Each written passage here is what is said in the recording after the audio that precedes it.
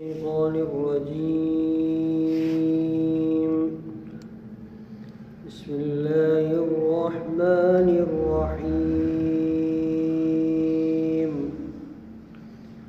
هو الذي خلقكم من نفس واحدة وجعل منها زوجها ليسكن إليها فلما تغشاها حملت حملا خفيفا فمرت به فلما أثقلت دعوا الله ربهما لئن آتيتنا صالحا لنكونن من الشاكرين. فلما آتاهما صالحا جعل له شركاء فيما آتاهما فتعالى الله عما يشركون. أيشركون ما لا يخلق شيئا وهم يخلقون ولا يستطيعون لهم نصرا ولا أنفسهم ينصرون. وإن تدعوهم إلى الهدى لا يتبعوكم سواء عليكم أدعوتموهم أم أنتم صامتون. إن الذين تدعون من دون الله عباد أمثالكم فادعوهم فليستجيبوا لكم إن كنتم صادقين. ألهم أرجل يمشون بها أم لهم أيدي يبطشون بها أم لهم أعين يبصرون بها أم لهم آذان يسمعون بها قل ادعوا شركاءكم ثم كيدون فلا تنظرون. صدق الله العظيم. या उहा ज़ात आहे जंहिं पैदा कयो तव्हांखे हिकिड़े ई नफ़्स मां हिकिड़े ई शख़्स मां ऐं बणायई उन्हीअ मां संदसि घरवारी खे जीअं आराम वठे उन वटि। पोइ जॾहिं मेलाप कयईंसि त खयईं हमल हल्को। पोइ हलंदी रही उन्हीअ सां। पोइ जॾहिं ॻोरी थी त ॿिन्ही सॼो अलाह पंहिंजे रब खे त जे ॾींदे असांखे सालिम ॿार त ज़रूरु थी पवंदासीं असां थोराइता शुक्रगुज़ार। पोइ जॾहिं ॾिनई उन्हनि खे सही सालिम ॿार त बणायो उन जे लाइ भाईवार शरीक उन में जो ॾिनई इन्हनि ॿिन्हीअ खे बख़्शाई इन्हनि खे। पोइ मथां आहे अलाह ताला बुलंद आहे उन खां जो शरीक था कनि। छा शरीक कनि था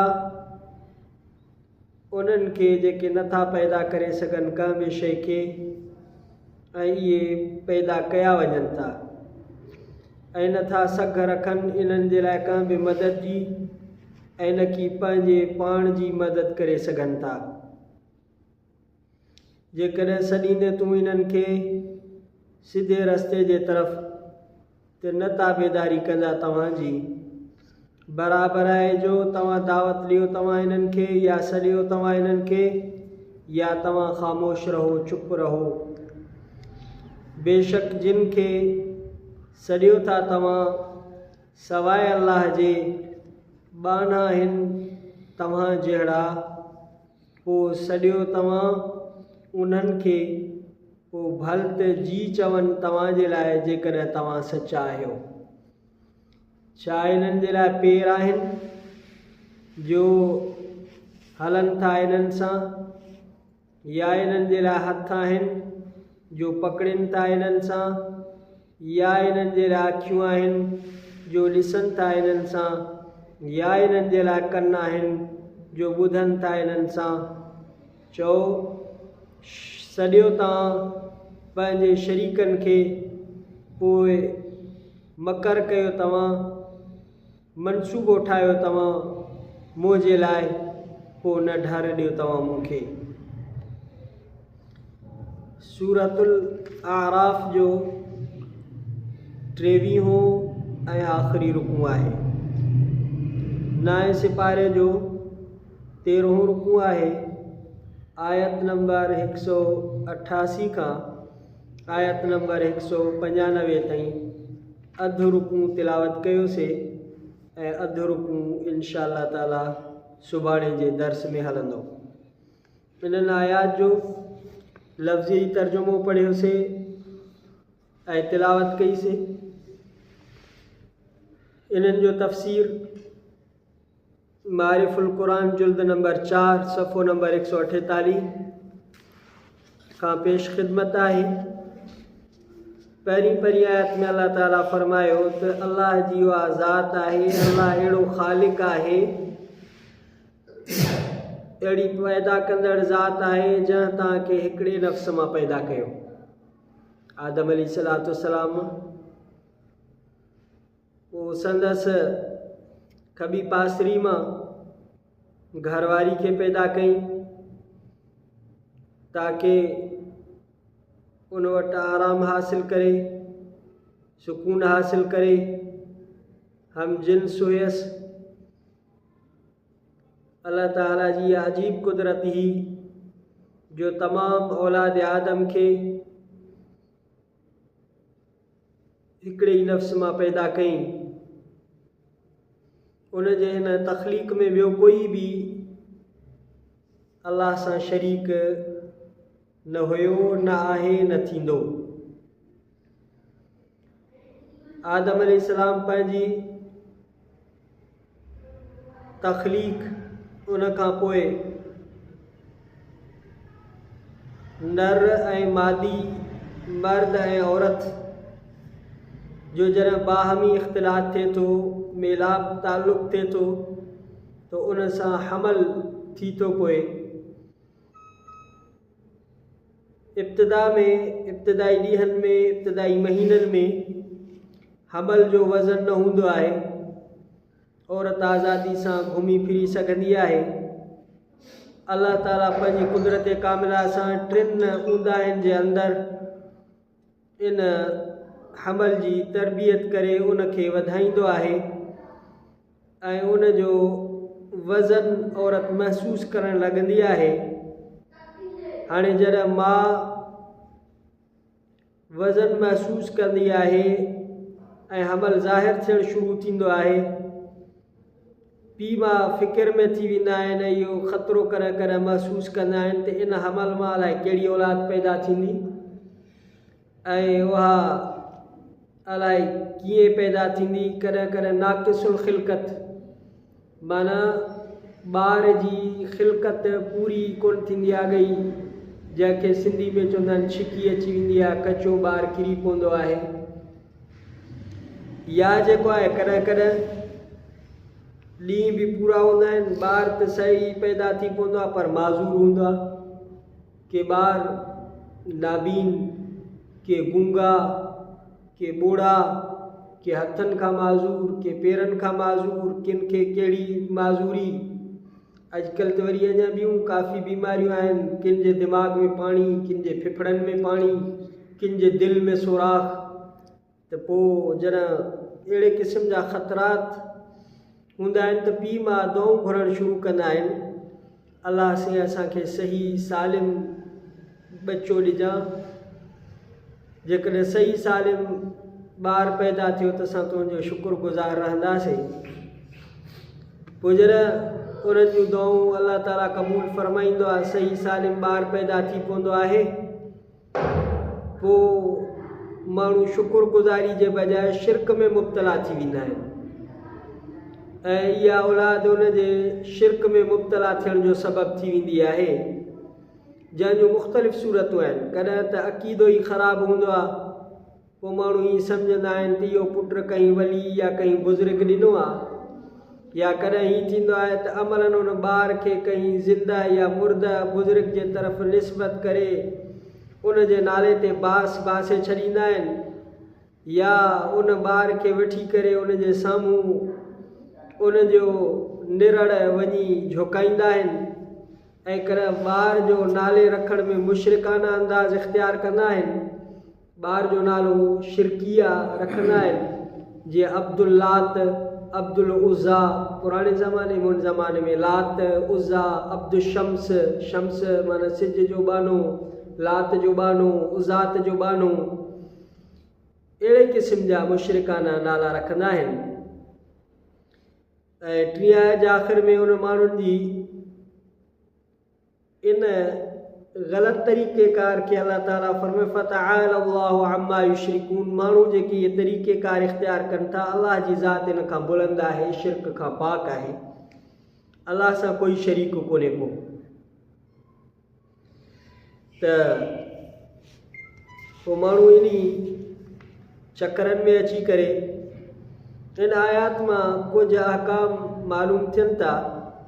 पहिरियों ई त अल्लाह ताला औरत ऐं मर्द जे जोड़े खे हम जिन्स बणायो ताकि तबई मुआफ़िक़त ऐं उन जो पूरो उन्स ऐं हिक ॿिए सां मुहबत हासिल थी सघे, ऐं इज़्दिवाजी ज़िंदगी जेका तामीर आलम जे लाइ वाबस्ता आहे उहा पूरी अंजाम थी सघे। माण्हू जी ज़िंदगी आहे या हिकिड़ी मर्द ऐं औरत खां माण्हू जी ज़िंदगी पूरी न आहे। उनखे सुकून खपे थो, उनखे औलाद खपे थी, उनखे घर खपे थो, उनजे घर जे संभालण जे लाइ उनखे माण्हू खपे थो, या औरत उन सां वाबस्ता आहे, या इंसान जी ज़िंदगी आहे। ॿियो इहो आहे त इज़्दिवाजी ज़िंदगी जे लाइ जेतिरा हक़ ऐं फ़राइज़ ज़ौजैन ते ज़ाल मुड़ुस ते आइद आहिनि, उन्हनि सभ जो ख़ुलासो ऐं असुलु मक़सदु आहे सुकून। असां बि शादी कार्डनि में लिखंदा आहियूं शादी खाना आबादी, माना शादी करण खां पोइ घर आबाद थींदो।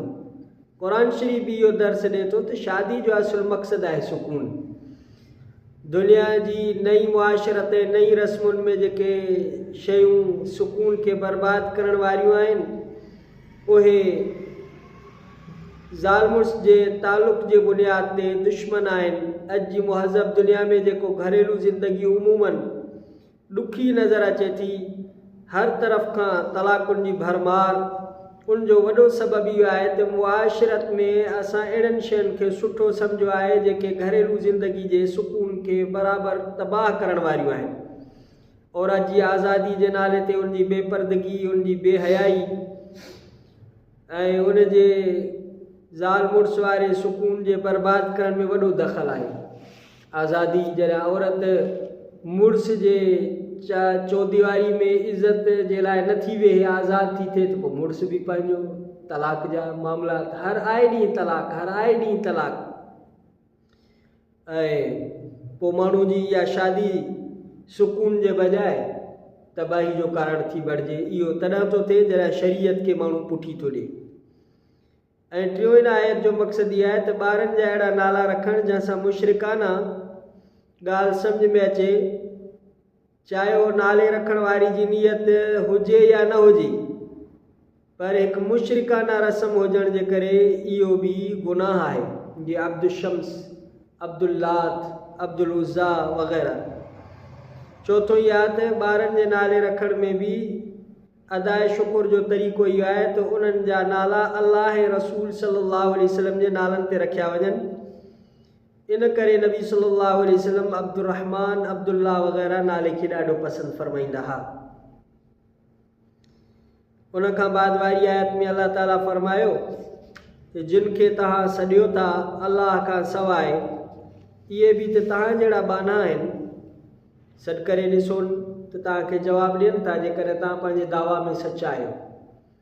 अल्लाह सिंह फरमाए जिन खे तव्हां सॾियो था इन्हनि खे अहिड़ा पेर या टंगूं आहिनि जीअं तव्हां घुमंदा था वठो त इहे बि घुमंदा वठनि तव्हां वांगुरु, या इन्हनि कहिड़ा के हथ आहिनि जो वठंदा हुजनि, बुत वग़ैरह बुत ते हिकिड़ी जॻह ते या मूर्ति ठही पई आहे, काठ जी हुजे, पथर जी हुजे, या इन्हनि खे कोई अहिड़ा हथ हुजनि जंहिंसां वठनि, अखियूं हुजनि जिन सां ॾिसनि, कन हुजनि जिन सां ॿुधनि। अलाह ताला हिकिड़े माना माण्हू खे अजीब अंदाज़ सां सम्झाए थो त इन्हनि खे माबूद बणाइण जो या अलाह सां शरीक करण जो कहिड़ो वजह आहे।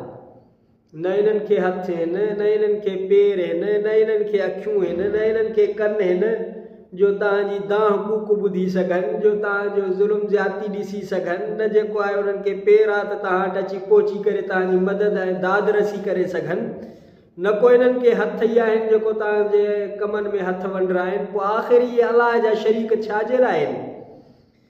अलाह साईं फरमायो क़ुल उदउ शुरकाकुम सुम्मा कीदूनी फला तुनज़िरून। अलाह साईं हबीब करीम सल्लल्लाहु अलैहि वसल्लम खे फरमाए थी इहो ऐलान कर त इन्हनि खे चओ जिन खे इन्हनि पाण जो माबूद बणायो आहे, अलाह जो शरीक बणायो आहे, पंहिंजो माबूद बणायो आहे, इन्हनि खे चवनि त तुंहिंजे लाइ का मनसूबाबंदी कनि तुंहिंजे दीन जे ख़िलाफ़ु, तुंहिंजे क़ुरान जे ख़िलाफ़ु, तुंहिंजे शरीयत जे ख़िलाफ़ु, पोइ जेको आहे तोखे का ढर न ॾियनि, ॾिसूं छा था करे सघनि। कुझु बि कोन करे सघंदा। नबी सल्लल्लाहु अलैहि वसल्लम मुकम्मल क़ुरान ॿुधायो, मुकम्मल शरीयत ॿुधाई, अलाह जो हर हिकिड़ो हुकुम ॿुधायो, इन्हनि जे हथ वस में कुझु ई कोन्हे। इहे जेको आहे बानाई आहिनि, इहे कुझु बि नथा करे सघनि। इन खां बाद वारी आयत जिथे छॾियोसीं उन में आहे त अलाह ई इन वली अल्लाह लज़ी नज़ल अल किताब, हिन किताब जो नाज़िल करण वारी ज़ात अलाह जी आहे। उन खां पोइ हुज़ूर सल्लल्लाहु अलैहि वसल्लम खे कुझु अल्लाह ताला अहकामात ॾिना अख़लाक़ करीमाना जे मुतालिक़। इंशाअल्लाह ताला ज़िंदगी रही त पोइ वरी सुभाणे वारे दर्स में इहो रहियल अधु रुकू सुभाणे इंशाअल्लाह तिलावत कंदासीं। बिस्मिल्लाहिर्रहमानिर्रहीम रब्बना आतिना फिद दुनिया हसनतन व फिल आखिरति हसनतन व क़िना अज़ाबन नार। सल्लल्लाहु तआला अला खैरि खल्क़ि मुहम्मद सल्लल्लाहु अलैहि वसल्लम ला इलाहा इल्लल्लाह मुहम्मदुर रसूलुल्लाह।